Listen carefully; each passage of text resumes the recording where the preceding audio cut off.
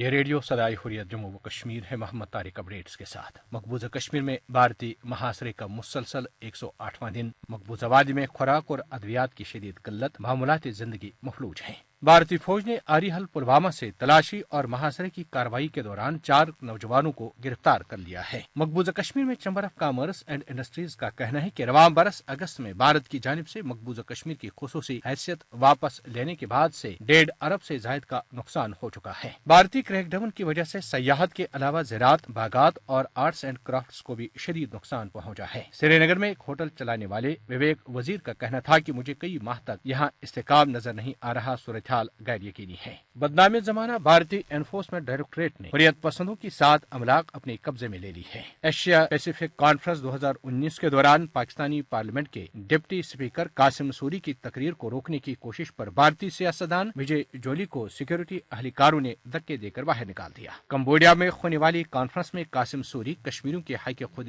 ارادت پر گفتگو کر رہے تھے۔ نیپالی وزیر اعظم کے پی شرما اولی نے بھارت کو متنبہ کیا ہے کہ بھارت عالمی قوانین کی خلاف ورزی سے باز آئے اور فوری طور پر ہمارے علاقے کالا پانی سے اپنی فوجیں ہٹا لے، ہم اپنی ایک انچ زمین بھی کسی کو نہیں دیں گے۔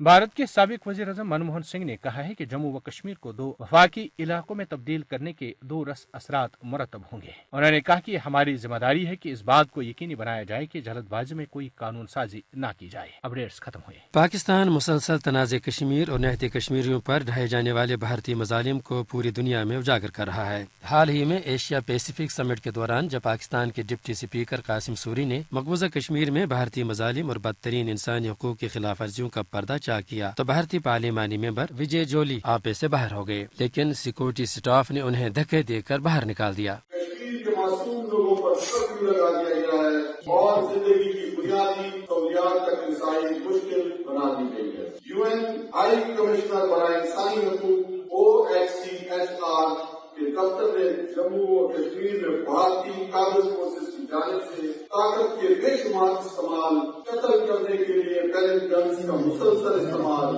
اور نام نہاد محاصرہ اور سرچ آپریشن کی آڑ میں نہتے سویلینز پر تشدد اور ماوائے عدالت قتل پر دستاویزات تیار کی ہیں۔ یہ جموں و کشمیر کی عوام کی خود ارادت کو پوری طرح سے احترام کا قاضی ہے، جیسا کہ بین الاقوامی قوانین کے تحت ان کے حقوق کا تحفظ کیا گیا ہے۔ یہی ہوتا ہے، آئینہ دکھایا تو برا مان گئے۔ آج پوری دنیا میں بھارتی حکمرانوں کی مکر و ذہنیت آشکار ہو چکی ہے، لیکن وجے جولی نے جس طرح شاہ سے بڑھ کر شاہ کی وفاداری دکھانے کی کوشش کی ہے، اس سے عالمی سطح پر بھارت کی رسوائی میں مزید اضافہ ہو گیا ہے۔